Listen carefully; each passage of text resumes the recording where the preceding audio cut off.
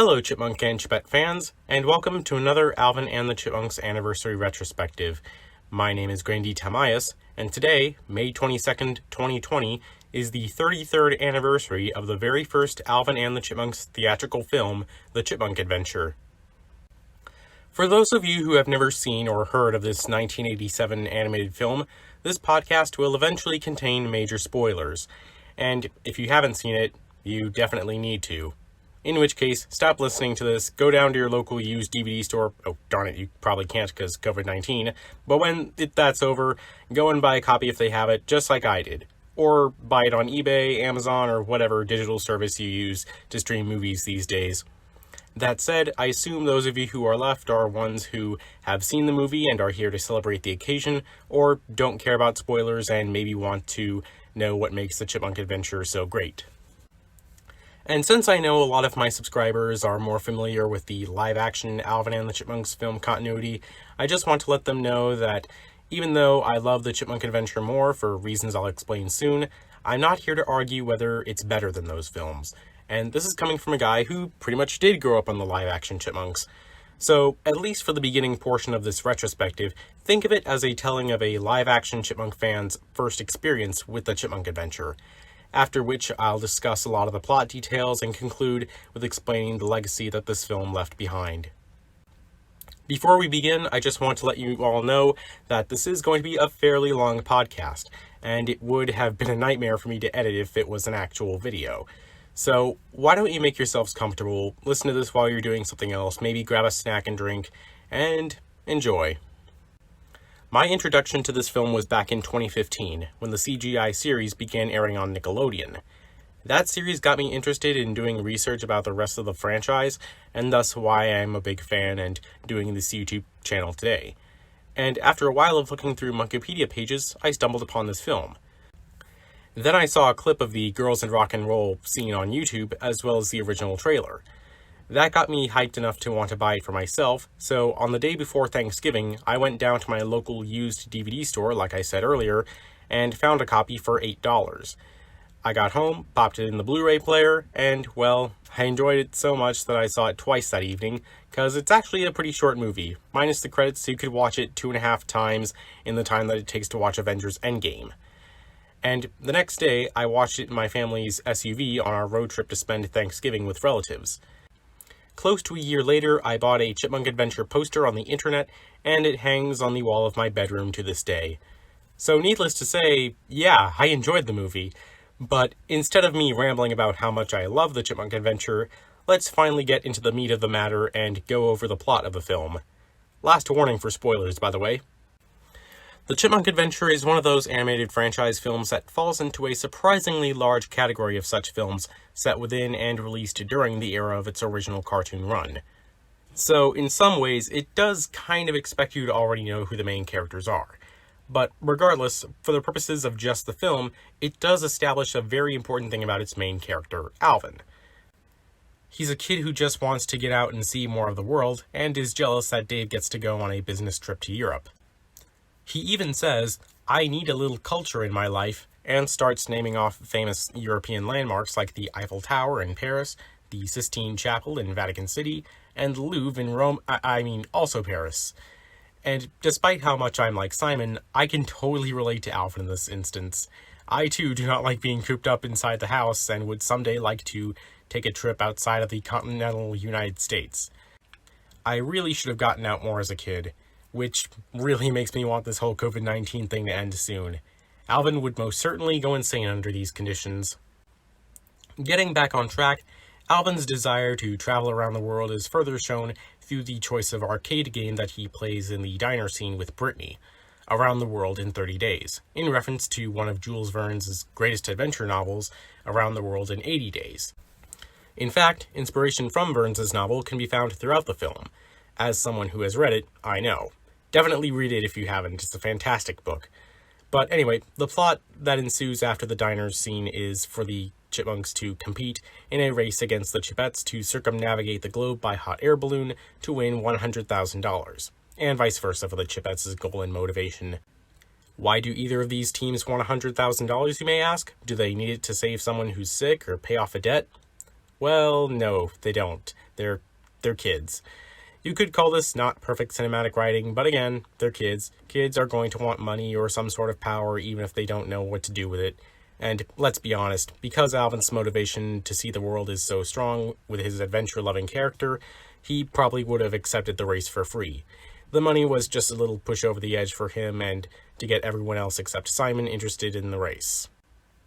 In Around the World in 80 Days, there is no second team, just the main character Phileas Fogg accepting a bet worth 20,000 British pounds by his friends at a reform club that he would be able to circumnavigate the globe in 80 days, instead of however long it took for the Chipmunks and Chipettes. I'm guessing maybe 2 weeks? I don't know. The movie is never really clear on that. Oh, and by the way, in the book, Phileas travels mostly by boat and train, not hot air balloon. That was just something subsequent adaptations like films added on, and it cemented itself in pop culture. Now let's talk about the villains of the Chipmunk Adventure. Claudia Furstein and her brother Klaus. Oh, and I guess their dog Sophie too. Claudia is the one that takes center stage, and I personally believe that she's the greatest villain in the entire franchise. I mean, she doesn't have much competition in that regard, but what makes Claudia so great is that she plans her scheme very carefully, that when it actually does go wrong, she really wants revenge. At one point, she even says that she'll catch the Chipmunks and Chipettes if it's the last thing she does. To provide some context though, her goal is to smuggle diamonds to different buyers around the world, but needs a way to transport them in a way that they don't get caught by Interpol. So, when the opportunity comes in the form of the Chipmunks and Chipettes, Claudia tricks them using their own competitive desire. Of course, Claudia underestimates their ability to catch onto her scheme at first, but near the end of the film, she manages to trick them again with the false threat that the Chipmunks' babysitter had been captured. Which then leads to her and Klaus actually kidnapping the Chipmunks and Chipettes and planning to take them to Costa Rica, and God knows what she would have done to them there. First time I saw the movie, I actually believed that Claudia would have killed them, especially since they would have told the authorities had she chosen to just steal the dolls containing the diamonds and cash and let them go.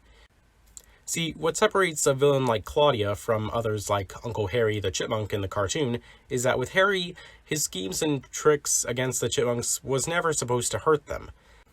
With Claudia, she's extremely imposing and ruthless, so that's why we know there are stakes, and it adds to the weight of the Chipmunks and Chipettes being tricked.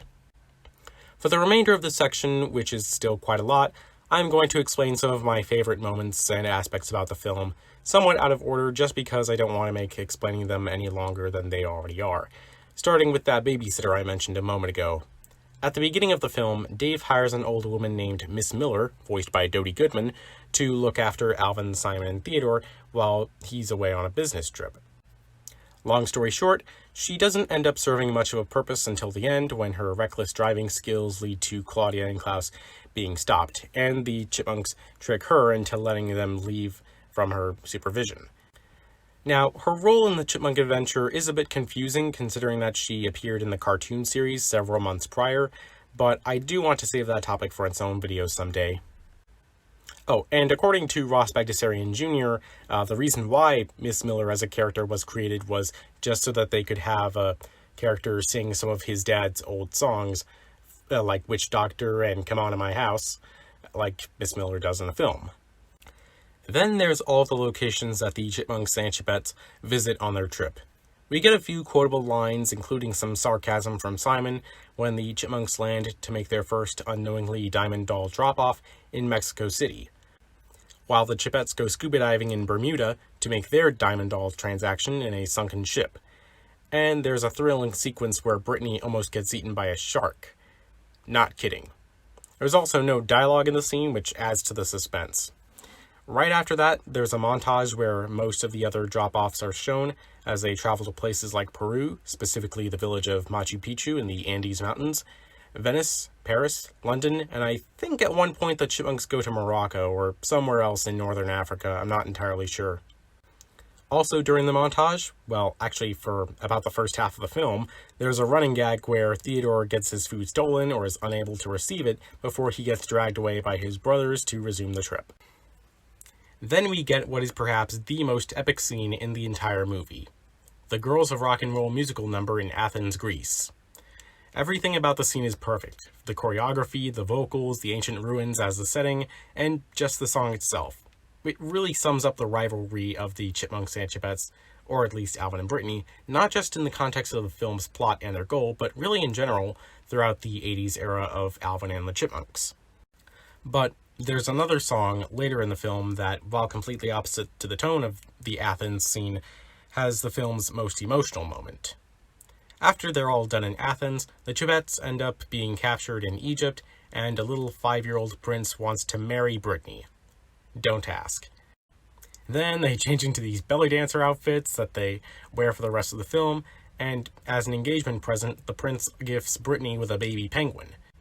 She's unimpressed by it, but Eleanor takes a real liking to the penguin and finds out that he's homesick after presumably being kidnapped all the way from Antarctica.